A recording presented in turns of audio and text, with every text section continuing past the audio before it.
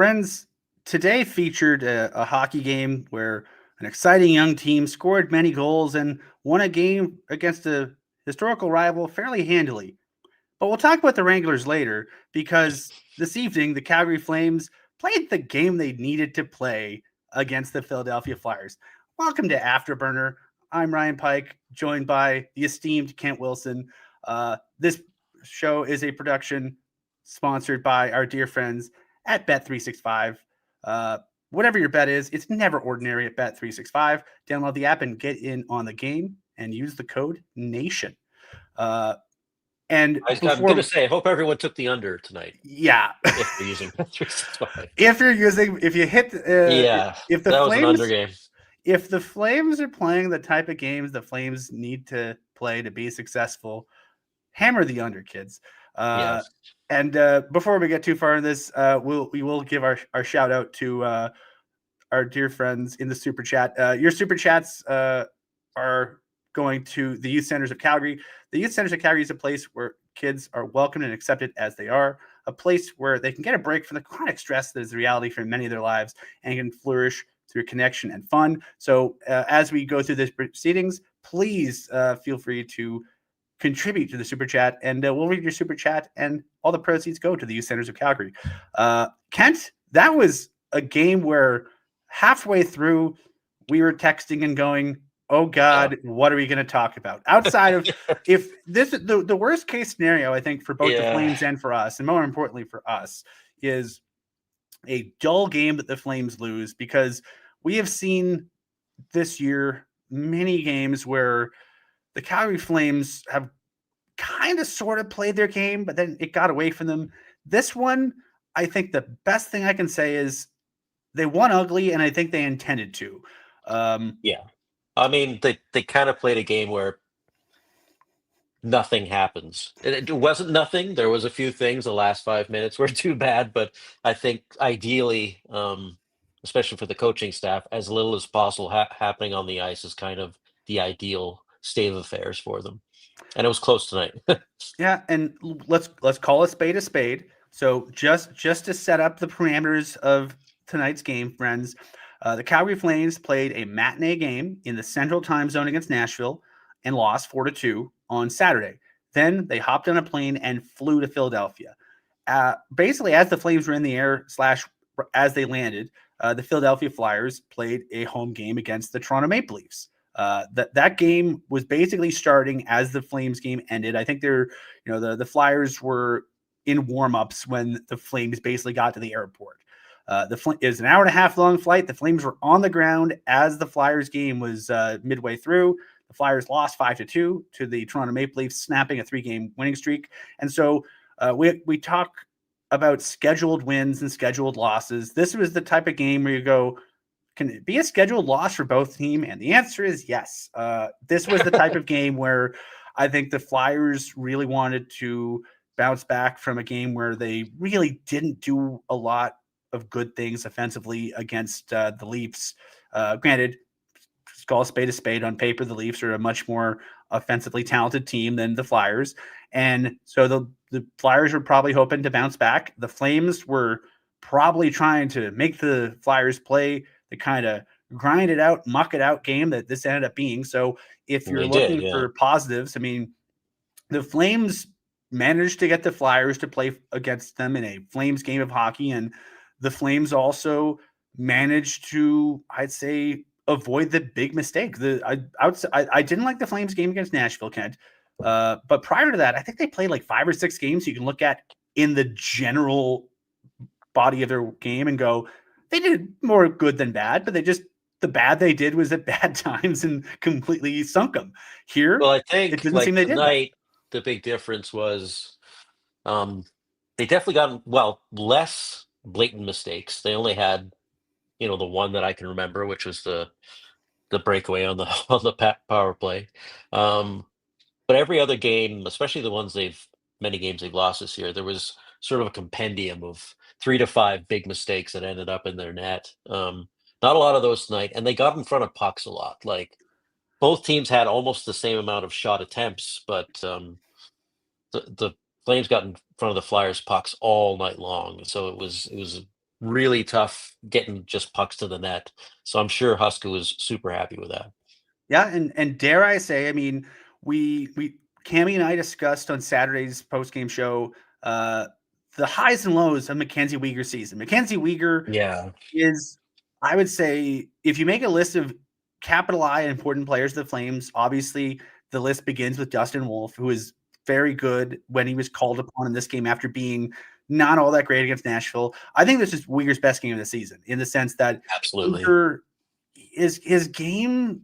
The point I made on Saturday's show was I think Weegar tries to do too much. Like it's not a care issue with him; it's an effort issue with him. I think for him, it's just a Right. matter of funneling that effort and that care in the right way. And in this game, I thought he was the best version of what he can be. And if we saw this version of Weegar a previous 12 or 13 times this season, I think the Flames would be in a better spot. That's how important he can be to the team's success. But Yeah, and you could see how frustrated he was at the end of the Nashville game, obviously, when the back and forth with Kadri didn't work out and they scored the empty netter. And he struggled a bit in the first 10 to 15 games last year. I don't know if people remember that, but it was him and Miramanov as a pairing, and they were quite frankly awful for a very short period of time. And then he was probably the Flames' best defender through the rest of the season. So you're right, like it's been a bit of a struggle for him. He's not out there you know, it's not like he doesn't care. He cares a lot, and you can tell every game. But you're right. He might care a little bit too much, or he might be funneling that energy in the wrong directions. But you're right. Tonight was probably his best game of the year. well, let's go through the scoring summary such that it is the first period, nobody scored. That's easy.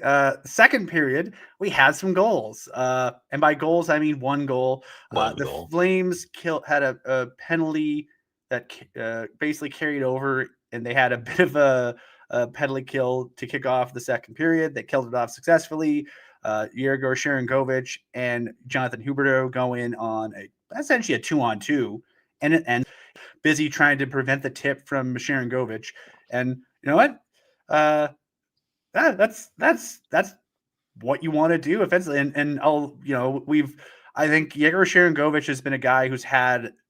We were talking about Weegar having a challenging season thus far. Sharangovich has been a spectator. He was the fourth line center for this evening because the Flames have too many top nine centers for the nine spots they have too many top line forwards for the top nine forward spots they have. And so someone's either sitting or playing on the fourth line. And this evening it was Sharangovich playing on the fourth line. And I thought he was perfectly adequate. And he's been decent Mhm. on the penalty kill. And I thought he made a really smart, subtle play here just to take away the goalie's eyes a bit and end up with a goal. I think the real story though is Huberdeau. I mean, in a season of a lot of lowlights, him coming back from injury, he's been pretty consistently good for the Flames to very good. Maybe sometimes their best forward, which he's paid to be that, and he's used to be a superstar before he got here. So um, it's not a backhanded compliment. It sounds like it, but I think he's been pretty good so far this year. I agree. So yeah, one goal, Flames lead 1-0 through one period of play. They go on to the second period, and there was a kind of a wild sequence, but 5-6 minutes into the second period or the third period rather.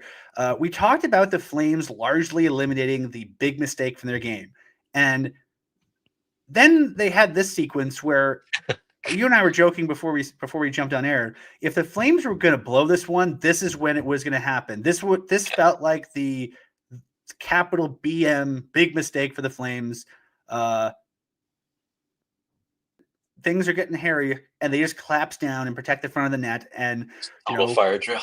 yeah, it's absolute chaos. But this is the type of, I guess, awareness and oh god, let's do what we can to make our goalie a little bit less hectic in the net, Yeah. aside from falling on him. But yeah, I mean, this was a really nice sequence. And then coincidentally, Weegar makes 3 saves on this one, and then he gets an assist on his next shift as the Flames go up 2-0 on the very next shift that this group gets on the ice. Uh, and pretty simple play, but pretty effective. Ozone face-off win to the Yeah. point, and Weegar throws it on net. Jonathan Huberdeau has position on his man in front, gets a stick on it, and it goes in. And you mentioned Huberdeau doing a lot of nice things. 2 goals for Huberdeau, goals in consecutive periods, and both of them just smart, basic hockey plays, doesn't try to be too fancy. First goal's just, I got traffic, chuck it on net. The second goal, he is the traffic, and he gets a stick on it, and Flames are up 2-0. Yeah, right now, smart basic is what kind of goals the Flames are going to score. So we'll take it. But, Kent, just when we thought it was safe to go back into the water, just when we thought the Flames were home and cooled with a shutout victory for Dustin Wolf, Somebody said it. Yeah. alas, someone in the Xfinity Mobile Arena, and I've no idea, Xfinity Mobile Center, they keep changing the name in Philadelphia, and I don't like it. But someone in the whatever the building is called in Philadelphia said the shutout word, and the Philadelphia Flyers end up scoring to cut the lead, and it's off a very similar play. Noah Cates wins the faceoff. Konecny slides over, grabs the puck, fires it. Before Dustin Wolf really knows what's going on, it's past him. I don't really, outside of try to be big, not much you can do there. It's a set play. They execute it well. Yeah, good play. The best way to prevent that is win the faceoff. And I believe the Flames on this evening won 55% of the faceoffs. So this was one of the... It's not that one. Not that one. And that's, it ends up making the last little bit of a scramble. But, good shot, good goal. But the Flames hold on to win it. The final shots on goal, let me pull up the game sheet. Final shots on goal were in this absolute barn burner of a game. 21-18 were the shots. We got 17 saves for Dustin Wolf for the win, 19 saves for Alexei Kolosov in the loss. He is up in as an injury replacement for the injured Sam Ersson right now. Kolosov did what he could. He's not really to blame on either goal. I think both goalies were good. I think the Flyers had higher quality chances, but I think the Flames did a good job keeping those to a minimum. I think scoring chances and high danger chances were skewed a little bit towards the Flyers. I don't know the numbers in front of me, but this was the type of the Flames. Folks, I know Kent and I both see you and hear you, and we respect the opinion. Team Tank, right now, if there's a chance for the Flames to make the playoffs, they're trying to make the playoffs. That's their goal. At a certain point, the clock will run out on them, and the math will go from being, let's say, terrifying to impossible. Right. I think right now they have to get to 96 points. They have to win it like a 650 clip from here on out. That's not impossible, but it's not likely. 700 is flat out impossible, I'd say. So once it gets to that point, I'm willing to say, okay, maybe change your direction. But for right now, they're trying to do what they can to stay with it and try to make life interesting. And you know what? Good luck. You know what? I'm old enough and I've seen enough weird stuff in sports that I'm not willing to say they can't do it. But I will say it seems pretty unlikely. But for right now, this is improbable. it's an improbability. This is the game they need to have, though, to salvage a road trip where they were good in Toronto, found a way to lose. They were good in Ottawa, found a way to lose in overtime. They were not all that good in Nashville. They got 3 out of a possible 8 points on the road trip. It's probably not what they need to keep pace, but at the very least, they still have a sliver of daylight. I imagine the team's going to kind of wait till American Thanksgiving and look at where they're at that point. Not necessarily going to throw in the towel, but that is kind of that point in the season where it can become problematic for teams at the bottom of the league to try to make the playoffs after that point. That is a nice way of putting it.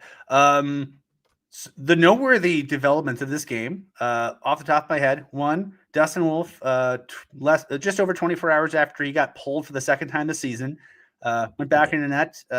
Evan Cooley was very good in relief in Nashville, gave him a chance. Wolf got the start because he didn't really play a hell of a lot in Nashville.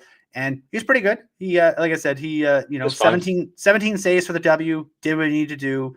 Out goalied Kolosov. Zane Parekh played his 10th game of the season. Officially his entry level contract is started. He will become a restricted free agent at the end of the 27-28 season. Coincidentally, the first season in Scotia Place.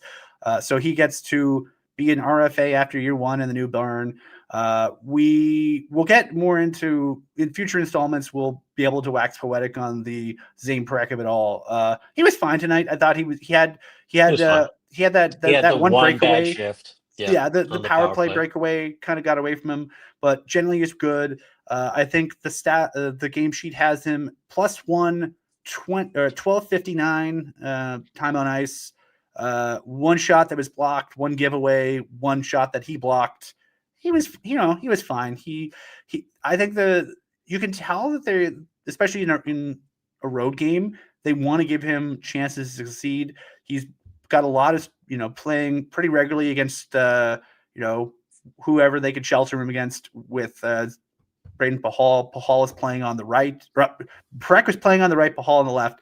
And then for a few ozone starts, basically offensive zone faceoffs, if Anderson was already on, they swapped out Kevin Ball for Parekh. I don't think it resulted in any offense, but I don't hate the idea. I know a lot of folks want to see him at some point play with Mackenzie Weegar. I would say I don't hate that idea, but I think the idea being that because Weegar and Hanley are basically they're on the ice against so many of the other team's best players that if play gets away from the Flames, maybe you could sort of put him in a situation where he's a bit over his skis. But I also think at some point, again, if once the standings math is what it is, I think you kind of got to go crazy and experiment a bit. I mean, case in point, arguably the best story of the Flames this year, not named Huberdeau, has been Sam Honzek. Sam Honzek came in. I love Kent. I'll tell you what I love about Sam Honzek. Sam Honzek got cut. Sam Honzek was on the AHL roster because Pospisil was hurt, because Huberdeau was hurt. They needed a 13th forward to fill out the roster. They had an extra body in case somebody got hurt in warm-up. They brought up Sam Honzek. After the first two games where the Flames were, they're okay, they put Honzek on that Backlund-Coleman line, and he's fit like a glove. He's basically, I think, played all but one game on that line. It's a tough minutes line. He's 20. You're not exactly sheltering Sam Honzek by putting him on that line. I was going to say, the Honzek thing is an argument for playing Parekh with Weegar, because Backlund and Coleman play some of the toughest minutes, and definitely on the team and maybe in the league, given how heavily they're played against others. So sometimes it's a good idea to put a kid in the fire as long as you have a mentor next to them to that degree. And Backlund and Coleman have played that role for years, right? Backlund even going further back than when Coleman was here. So that's actually the reason I would like to see Parekh play with Weegar. He's going to play more. He's going to play in tougher situations, but he's also going to have to learn faster, right? And I think he's a capable player, and he could do that. Yeah, and I think at some point we're going to see his deployment change. I believe we have a super chat. There we go. Do we have the horn? We don't have the horn. Shrimp on the Barbie with 2 Australian dollary dues. Kolosov, 20 games played and 2 goals scored. Not a playoff team. Kolosov is a pretty inexperienced goalie. He was one of Philadelphia. They were just collecting goalies at some point. I believe they traded one of the goalies they had. They still have Urson. They still have, they added Dan Vladar. Okay. Yeah, and Vladar's their best goalie by far right now. As an aside, I understand that they don't want to throw Alexei Kolosov and his 20 games played out against the murderer's row of pretty impressive offensive players, even without Marner, for the Toronto Maple Leafs.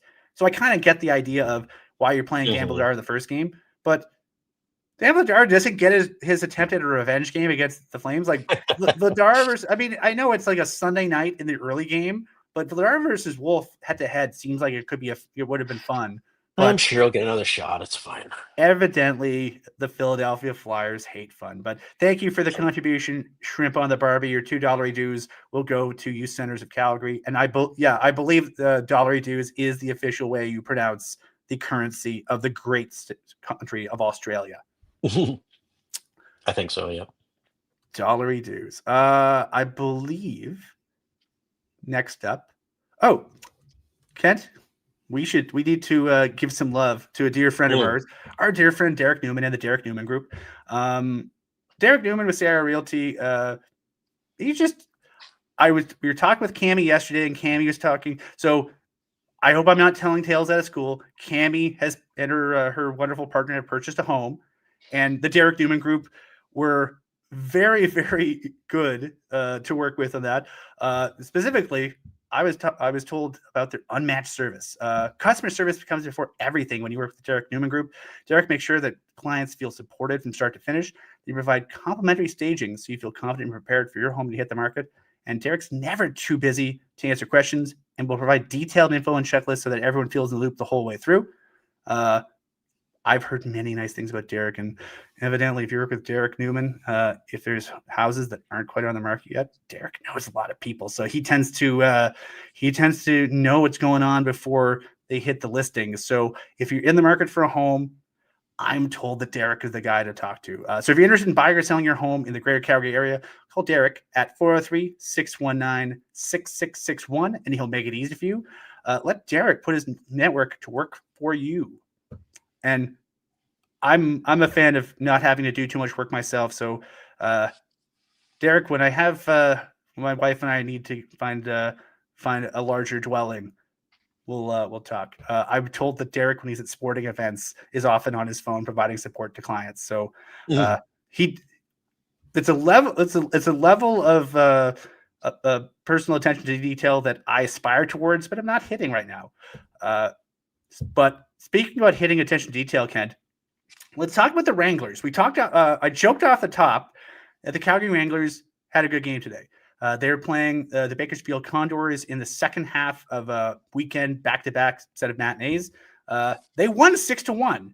They beat the Bakersfield Condors, so they won both games against Bakersfield, and very quietly. I know, bless their hearts, we're in a market where the Flames take a lot of the oxygen, and if the Flames are good or this season not as good, they take up a lot of our bandwidth.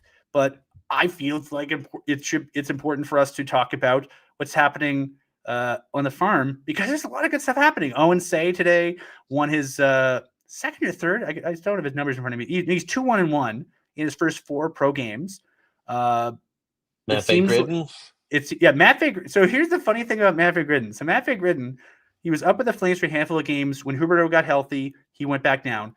In the 8 games since Matt Vagridden got sent down to the Wranglers are undefeated in regulation. They're 6-0-2, and that's pretty impressive. Gridden leads all American League rookies in points per game. He is, I believe, second or third in points overall, but he's played fewer games than the guys ahead of him, and he's also a year or 3 younger than the guys ahead of him. If you're a stats nerd like Kent and I, we follow, the stats community looks at something called NHL equivalent, or NHLE, basically a way of trying to convert minor league production or junior league production or college production into NHL production. Sort of, if so-and-so scores roughly this much at this level, usually translate to this many NHL points. And usually we use 30 as sort of the benchmark for 30 NHLE and up makes you go, there's something good going on there. Could be a player, yeah. The Wranglers got 4 guys early on that are at over 30 NHLE. Matt Vagridden is one. William Stromgren hasn't scored a goal yet, but he's piling up assists. Rory Cairns, who we've talked about in the past, if the Flames ever need a top 9 guy, I think they have too many top 9s to begin with. But if they need an 11th top 9 trading forward, some of them, maybe, yeah. He's Rory Cairns is tied with Gridden for the team lead in points with 11. He's played a couple more games than Gridden, but still being tied for the team lead is pretty good. And the other guy is Hunter Brustevich. Brustevich? Right. Let's go Brustevich. Hunter Brustevich, a defenseman, a second-year pro defenseman. I believe he just turned 21 or is about to turn 21. also at 30 NHLE. So, folks, if you get a chance, if you get a chance to go to a Wranglers game, the tickets will not break the bank. I believe the Wranglers are currently in the midst of a homestand. They play on Thursday night, November the 6th, at home at 7 against the San Jose Barracuda. If you're going, I don't want to go out on a Thursday night, do you have another one? They play a matinee on Saturday, the 8th, at 1 p.m. against the San Jose Barracuda again. And then they next week, they conclude their homestand with a pair of games against the Ontario Reign, the impeccably named minor league affiliate of the Los Angeles Kings, with beautiful jerseys on November 11th, November 12th. Those are evening games. So if you want to go down, if you want your kids to see some of these exciting young players, if you want to see Brett Sutter manage the bench for the first year, there's some good stuff going on down with the Wranglers. They're starting to roll, and they haven't even worked in all their young guys yet. They have a lot of bodies right now, so they're still rotating guys in and out. They're a deep enough team right now that Etienne Morin has only played twice because they were carrying 9 defensemen for a while. Now they're carrying 8. And with Danil Miramanov down, you probably don't want to put a 20-year-old rookie with Danil Miramanov. All due respect to Danil Miramanov, you probably want to put him with someone with a little bit more defensive stoutness. So I think this afternoon he's with Turner Ottenbright, who's an AHL veteran. Previously, he was with Artem Grushnikov, who is a nice stout defensive Russian. But there's a lot of fun stuff going on down at Wranglerville, Wranglertown, whatever you want to call it. They had a couple of bad games to start the year, but they've turned it around, especially since Gridden's gone there. You're right, and it's good for the organization because everyone under 25 has had a pretty rotten start to the season. Obviously, in Calgary, a lot of their top prospects are off to pretty slow starts in the NCAA and junior. It's very early. That can always turn around. It's nothing to panic about, but it is nice to see players like Bristevich and Gridden and Cairns, coming strong out of the gate. Yeah. Hey, I'm not going to stand for any Ethan Wittenbach slander here.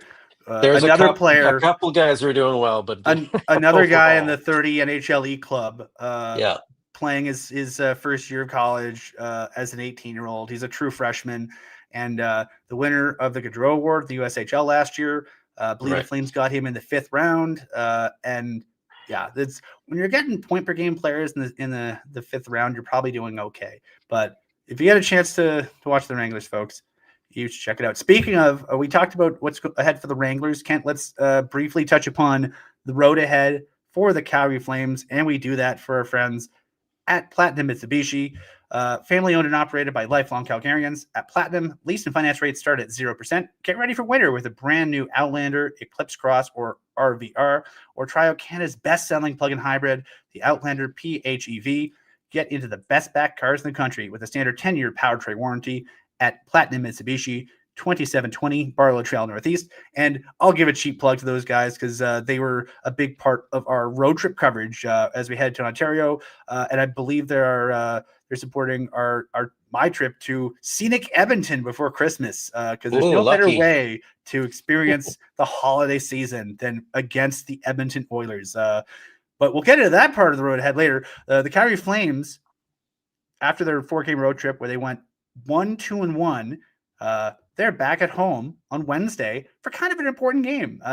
Nazem Kadri will be commemorating his 1,000th NHL game. 1,000th is a tough word to say. 1,000th NHL game as the Flames host the Columbus Blue Jackets on Wednesday evening. I believe that's a 7:30 start because of TV. And then the Flames will be still at home on Friday night when they host the Chicago Blackhawks. Connor Bedard off to a good start. Chicago is starting to cook a bit. They're becoming a pretty fun. They're not terrible. They're not terrible for a while. But so far, they're not terrible. If you squint, you can kind of see what they're doing there. So that's Columbus, not an easy out. Chicago, fast, young. They don't know they're supposed to be bad, so they're kind of a dangerous team. And then after that 2-game homestand, the Flames are back on the road for 2 games. They're heading to scenic Minnesota, the Twin Cities, and they will play the Minnesota Wild this coming Sunday, a week from tonight.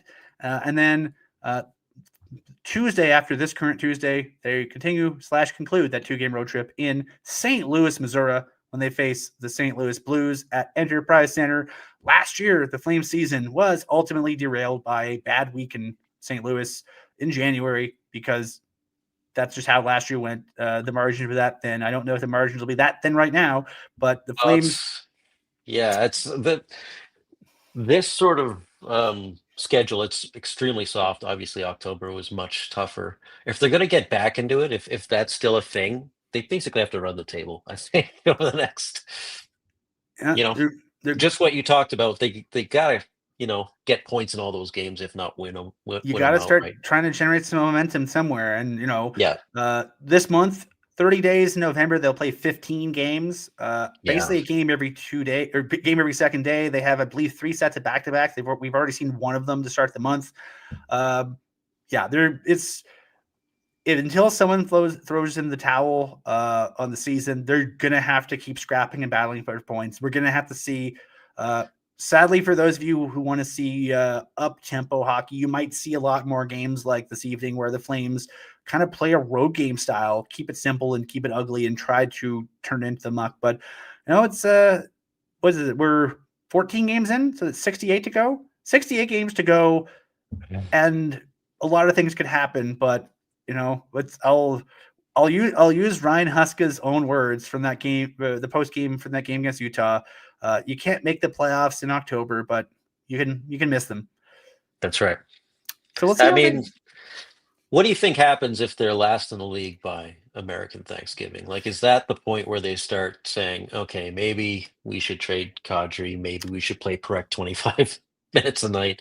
You know, I think you take your cues from your team, and if the math suddenly becomes impossible, then I'll say this: I think the Flames get phone calls on everybody, and the conversations for a lot of these guys when you think you're in it are pretty short. It's like, hey, how much, Kadri available? And unless Kadri has said, get me out of here, the answer is probably nah. But, if things get to the point where maybe Kadri could be on a playoff team or a team that could be in the playoffs for a while, maybe you consider it. So I think I wouldn't rule anything out mhm. one way or the other, but we'll see. We'll see. So that's the road ahead from our dear friends at Platinum Mitsubishi. Kent, I was looking ahead at some sporting events that are coming up, and Yeah. ooh, did you see the Monday Night Football mashup this week? No, I haven't seen it.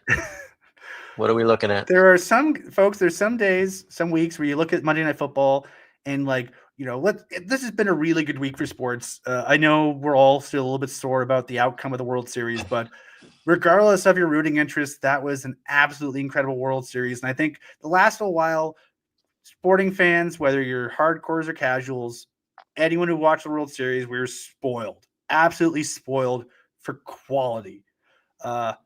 Monday Night Football Not will so feature much. the 2-5 Arizona Cardinals against the 3-4-1 Dallas Cowboys. It will be a game, I think, not unlike the Game we Flames watched Flyers tonight. epic Yeah. in terms of entertainment value. But Ugh. I will say, if you want to catch the game and have a good time, I think there's you hardly ever have a bad time and go to the Unicorn. I am prone, as someone, Kent, who is old. You are of a similar vintage to myself. Yep. I am a fan of the Stephen Avenue Me Unicorn too. because it A allows me classic. to harken back to my university days just down Yeah. the street in that beautiful basement. I loved how, I don't want to say dank, but like it's cavernous, and it was just such a cool place to experience. And I think they've done a really nice job at the Unicorn Super Pub replicating it. They got 3 floors, 3 bars, all in one spot. If you go to the sports cantina, it's a great location for all things sports. All kinds of TVs. You can watch hockey, football, soccer, UFC. They got Golden Tee, Buck Hunter, pinball, darts, all the stuff you need to enjoy a good sporting event. It's right at the heart of Stephen Avenue, and I believe on hockey game days they have $7 pints of Molson Canadian. So head on down to the Stephen Avenue location, the Unicorn. They also have a location on 4th, which is a little bit closer to the Dome. But if it's if the Flames aren't playing, you want to hang out and watch some football, the unicorn. Either location is good, but I'm right now I'm leaning towards the Stephen Adler location because it's nice and cozy. It's a classic. I'm old enough to remember $7 pitchers were a special on beer.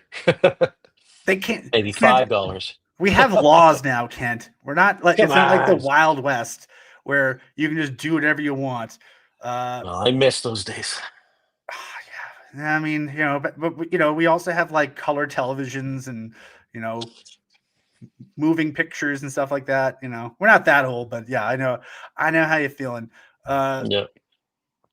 Speaking of Monday, the Calgary Flames do not play on Monday. I believe they're flying back from Philadelphia. It's an off day on Monday, but just because the Flames aren't playing doesn't mean that the hockey world freezes in place. There are 4 games, 3 of which involve Canadian teams tomorrow, and we will briefly talk about them for our dear friends at Bet365.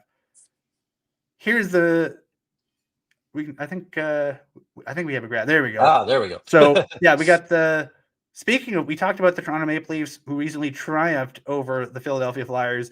The Leafs will be, I believe, hosting the Pittsburgh Penguins. The Leafs are a favorite. The Blues are facing the Edmonton Oilers. The Oilers are favored there. No kidding. The Nashville Predators, who vanquished the Calgary Flames, will be facing the Vancouver Canucks, who are off to a similarly uneven start, not quite as tough as the Flames. And then what could be probably low-key might be the more entertaining game of the night in terms of just sheer chaos. Seattle and the Chicago Blackhawks. Seattle is a surprisingly large favorite, but they've kind of been all over the place. What's going on there? Yeah, I don't know. That's just those are some weird odds to me. But if folks, if there's anything in here that strikes your fancy, the Oilers are favored. So if you hate the Oilers, we're not going to tell you what to do with your time and your money. But if you hate the Oilers, that might be something up your alley. Chicago, Seattle looks like it could be just joyous chaos, and I have no confidence in the betting odds for that one because that could be all over the place. But yeah. Never ordinary with Bet365. Remember, download the app and use the code NATION. What is Seattle at this point? Does anyone have an opinion on that team? Because they seem not to be anything, really. As an aside, did you see their glow-in-the-dark jerseys? No, I haven't seen that yet. They're actually kind of cool. I wish more teams would do this. Like maybe it could be a thing. Like I know, like they do every year or every few years, the league sort of gets some sort of a wacky marketing thing. They're like, let's all do blank, whatever. I'm old enough to remember that one year of the All-Star game where they got Stan Lee to make up a bunch of highfalutin, like basically half-baked superheroes. It was called the Guardian Project, and it was abandoned very quickly. Because it's very silly.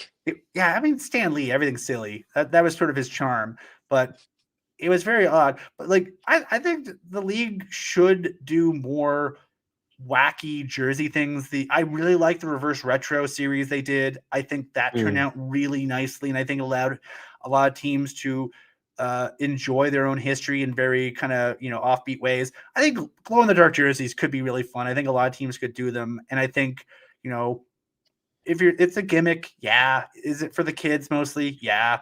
But I mean, I don't know. Gimmicks are fun if they're done appropriately. And I think let's play a game under black lights, maybe. Yeah, or do a warm up under black lights. Like there are ways you could do it that would make it goofy and fun and allow people who maybe don't really care about hockey or pay attention to hockey, again, imagine a Black Flames jersey with like red and sort of like the red glows in the dark. It'd be kind of cool. I think they could do some cool stuff with it. So Seattle, I tip my cap to you for a weird idea, well executed, especially not for your roster or anything, but cool jerseys. Yeah. See, hey, the Kraken the roster has had various variable types of success. Their jerseys have always been pretty good. Even the retro jersey they had, the throwback to the Metropolitans was pretty nice. Their third jersey now is pretty nice. I like that they do a whole bunch of weird blue shades because they're underwater. I think it's cool. I think they understand what they're trying to do most of all. Yep. So before we go to any questions we have from our beloved chat, we would be remiss if we did not mention the Jasper Pond Hockey Tournament. It's back, Oh, Kent. It's yep. back. It is going to be held at the Fairmont Jasper Park Lodge, January 23rd to 25th. We're taking 3 days of pure hockey paradise on beautiful Lake Mildred, surrounded by your best crew in the Rockies. It's 4-on-4 pond hockey in the heart of Jasper with teams of 4 to 8 players battling out for the coveted Jasper Cup. And if you make it to the finals, you'll be skating away with some exclusive prizes to prove it. And it's not just about hockey, although the hockey will be lots of fun in a beautiful setting. The weekend's packed with live watch parties, off-ice activities, and events for all ages, and including prizes and hangings with the Nation Network crew, plus appearances from pro hockey alumni. So grab your buddies, lace them up, and get ready for an unforgettable weekend in Jasper. Spots are filling up fast, so head to nationgear.ca and register your team today. The Jasper Pond Hockey Tournament. Skate hard, laugh harder, and make memories that last all winter. Everyone I know who's been to the last few events, they remember some of their memories are fuzzy, especially Penders, but it's always, I've heard so many It's a good time. awesome, Yeah, I've fun heard it's things. really good. And like, honestly, 3 days with a bunch of Yahoos in Jasper, it's always a fun time. Jasper's beautiful. I'm glad to hear that things are returning to some normalcy after all the flack better term crap they had to go through up there. And so if you get a chance to go up there and help support that community and enjoy a really nice weekend of hockey, take the chance. So nationgear.ca, head over there if you have some buddies who want to go up, and do it quickly. I know we're in early November and it feels like, oh man, it's just like 2.5 months away. Just get on it now. Just call your buddies this week.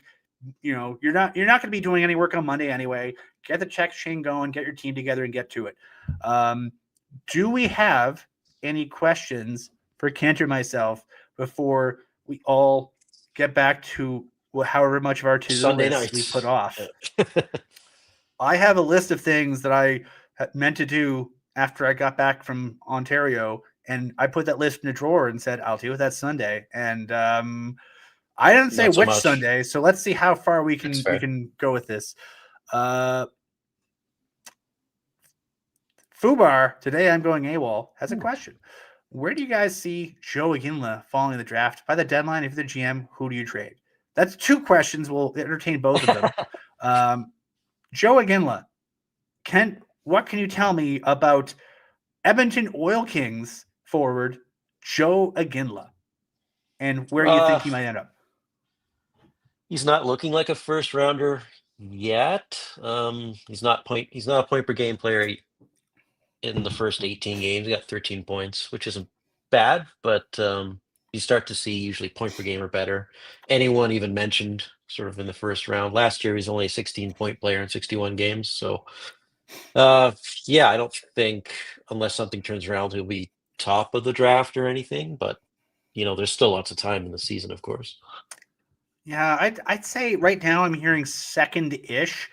But, I mean, we're in the part of the year where there's so much variability that it's hard to really make broad assessments. I think let's be completely honest. His last name alone will garner him attention from scouts, and I think he's going to get drafted. He's going to get drafted by someone. Yeah. Right now, he feels like a 2nd/3rd round guy because of his numbers, but his numbers are better. Like, you know, what does he have? 16 points last year. He's at what? How many now? 13. 13. Yeah. So there's progression, and you'd expect there to be progression. And so he's the kind of guy that I think if the Oil Kings can go on a bit of a run, I think he will get more and more attention. But, you know, I think he's someone that teams are going to, you know, the scout, just because of his last name, the scouts are going to pay attention to him and sort of keep track of him. But I don't think he's going to get a lot of attention until maybe the back half of the year.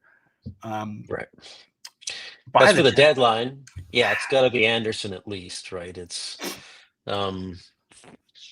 he hasn't resigned. He's probably not going to resign here. They can't let him walk away. That would be pretty damaging. He's going to be probably one of the most sought after assets around the trade deadline, given his pedigree, given his contract. So at the very least, it's got to be Anderson. Like, no matter where they are in the standings, and that's the easiest call to make at this point. Do you see? Like my gut was telling me before the season began. Anderson moved midseason no matter what because you don't want to lose him for nothing.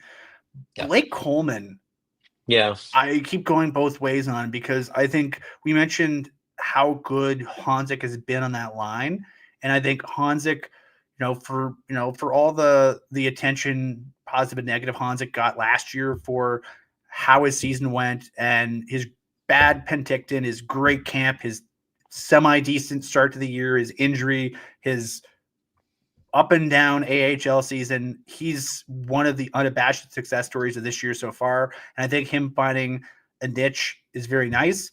And I think does his life get more difficult if you take Coleman off that other wing? Probably, but I don't You know. kind of need that though with Yeah, a I kid, don't know who right? you'd slot in. And I think, if the Flames are a team that the postseason becomes a mathematical impossibility, I think you start having longer conversations about Coleman. He's got a year left after this year. So I think in 12 months from now, you're definitely actively entertaining the movement for him. But I think right now, you're probably thinking, blow my socks off with a nice offer, but I don't think you want to push him out the door necessarily. But, is there anyone else you think, Anderson and If I was Coleman? the GM, I'd be trading Kadri now. Like that, he would be on the auction block. We hear nothing. Like all the rumor guys talk about how everyone's looking for a 2C and that he'd be in high demand. I don't believe as I said, if I was the GM, my vision would be 2 to 5 years out, not trying to make the playoffs this year. I think it's a fool's errand anyways. So he's the guy.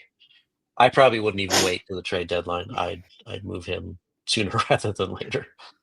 Yeah. And I think my main thought is if you're doing a 2 to 5 year horizon, my thought process is up the middle. But Rejny and Potter, you'll probably need a couple years until they Few get years out. to pushing to the Yeah. NHL level. So the question's always been, how do you bridge that? Can Morgan Frost be a guy that helps you bridge? Can Discona Zari become a regular center? Those kind of things. So I think those are the kind of things where, like right now, as mentioned, the Flames feel like there's 10 guys for top nine spots. So someone's either sitting at playing in a suboptimal deployment for their skill set. If you move Coleman, it's a little bit easier because right now I think their big glut is they got too many wingers. If you move Kadri potentially, maybe you end up giving some guys who are more often wingers a bit more runway at center, give them a bit more stability. So I don't know. It's definitely something Like, that's going yeah, to I would dominate. just move Zary into the center and see if you have something there. And then you've got Karen's, ripping up the AHL again. He's a center. We're getting into experimentation time here because this is, in my opinion, is not a cup contender, probably isn't a playoff contender. So it's just like, let's see what we have in some of these kids. Yeah, and they're going to be at the point now where, before we get to the next question, just the idea of like we mentioned guys who are doing good in the AHL. Karen's is what 23, 23, Yeah, it's 24. 22, 23. Sharon or Stromgren 23, 24. Jeremy Poirier is another guy sort of in that age group where you're sort of third year of entry level or into your post entry level years where Yeah. you're an older prospect verging on becoming sort of an AHL elder statesman. So some of these guys you either need to move them up or move them out to open up some spots for That's right. Battaglia, Red, all these guys you have in the farm system. So Yeah. I think that'll become an imperative before too long. What else we got? I think we have more questions. Shrimp on the Barbie. So much shuffling of lines. I would like to see Sharky, Zari, Coronado, and just stick with it. What do you guys think? I assume you mean Zari up the middle, and then Sharon Govich on one side, Coronado on the other side. I like the sound of that. I think almost everything's on the table up front for the Flames. They should be trying to find chemistry as anywhere and everywhere because right now it's Coleman, Backman, or Backlund, Coleman, and whoever it might be going on a nightly basis. And I believe we have another question from Ken Alicia. Ryan and Kent, if you release the top 5 for the draft, who would be on it? That's a good question. I will be completely honest. I have not spent a lot of time looking at this year's draft class yet. If we're going to daily face off, Stephen Ellis is always the person I go, Stephen, I don't know anything about this year's draft. What do you have? Stephen's top 5 right now, his September rankings are 1, Kevin McKenna, left wing, 2, Keaton Verhoff, defense, Yeah, 3, those are the two most Ivar common. Stenberg, left wing / right wing from Frölunda, 4, Ryan Lynn from the Western League's Vancouver Giants, and number 5 from the Muskegon Lumberjacks of the USHL, Tynan Lawrence. I'll point this out. Muskegon Lumberjacks are the junior club that had Matvey Gridden on them. So That's right. the Flames are well aware of that team. McKenna plays on Penn State, the team that had a goalie by the name of Arseny Sergayev, currently with the Rapid City Rush. He was there. Currently there is Luke Misa. So the Flames know a thing or two about Gavin McKenna. North Dakota has Keaton Verhoff, where obscure prospect Cole Rezhny is currently first line center. So they know a bit about that. Frölunda, Sweden, the Flames heavily scout Sweden. That is to say, I think the Flames have eyes on everyone at the top end of this year's draft. The Flames have 2 first-rounders in this year's draft. They have their pick, which, as of right now, is trending towards being a very high pick. And unlike last year's pick, we don't have to deal with any kind of Russian nesting doll of complicated, needlessly terrible conditions. I don't have a whiteboard this year, Kent. I don't have to have a whiteboard to figure out all the damn conditions. It's just they have a pick. They also have Vegas's pick, which will be later. So the Flames potentially, assuming no trades whatsoever, spoiler, there will be trades. They have their pick. They have Vegas's pick. I believe they have a pick in the second round and then 2/3, one from themselves and one from, I think, Vancouver. Someone gave them a pick. No, San Jose gave them a pick. No, it was Vancouver. It's the second pick from the trade they made for Sidorov. So they got a bunch of picks. So we will be able to wax poetic about this year's draft class. And they should have more by the end of the season for sure. They will have more, almost definitely. And folks, if you are, I mentioned this with Cammie on Saturday's show. If you want to check out some of the upcoming draft kids in this year's draft, the Saddle Dome will be hosting one of the 2 CHL US top prospects games this year. I believe the official title, because I like to make sure I read the things properly, it is the CHL USA Prospects Challenge. They will be playing November 25th in Calgary and November 26th in scenic Lethbridge. It seems, I imagine I'll probably find my way to the Calgary one because I love watching prospects and learning names well in advance of when I need to know them. But yeah, it's tickets. If you go to I believe they're available at Ticketmaster. If you go to chl.ca, they have all the details and stuff that they've announced the CHL rosters. The U.S. National Development Program will probably be announcing their roster pretty soon because we're just 3 weeks out from those events. So if you are a draft honk and want to brag to your friends that you saw so-and-so completely dangle someone in the Saddle Dome and score umpteen goals and go from mid-round draft pick to being first overall or whatever, they probably won't. It'll be McKenna. But you know, it's gonna be a fun event, and it's very very coincidental, Kent, that the Flames and the Saddle Dome and the Hitmen are hosting a CHL USA showcase the year the Flames seem to be trending towards having a high pick. Perfect timing. Yeah. Perfect. It's kismet. You can't decide when timing will coincide with these things, but it is rather fortuitous, as they say. You got anything else, More Kent? questions? Any more questions? Brian Pinder wanted to point out how Kent has beautiful hair. You know why? Because Kent doesn't get talked into shaving his damn hair into a mullet in the middle of a Blue Jays playoff run and almost cost them the ALCS. Pinder messed with his hair, and that caused the ALCS to go to 7. That seems reasonable. Yeah, that's probably it. The Blue Jays saw Kent mess with success, and they went, well, we're just not going to play good for that game. That's enough of They ended this. up winning, but they ended up doing it to spite Pinder for wrecking his hair. That'll do it. We are unsure. It is unclear at this point as of There's recording gonna be a this. show. If there'll be a show on Tuesday. The Burner Yeah. Boys will be back on Tuesday. I don't know about Monday, so pay attention to our socials, because if they are back and in good enough condition to do a show, they might. But very least, stay tuned on Tuesday. And then Wednesday, Afterburner after a Flames home game against the Columbus Blue Jackets, where at the very least we'll be talking about Nazem Kadri and a silver stick ceremony.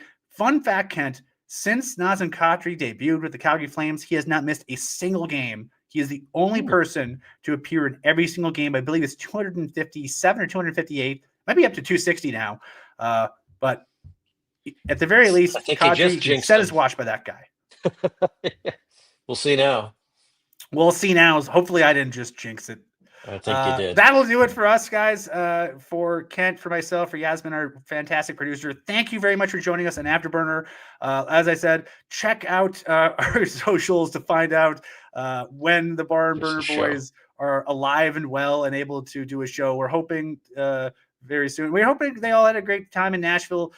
We'll be excited to hear them regale us with tales from the Barn Burner vacation to Nashville. And hopefully you all enjoy our show and that show. So until the next time we all see you, thank you for tuning in. And for all of us, thanks for watching. We'll see you next time.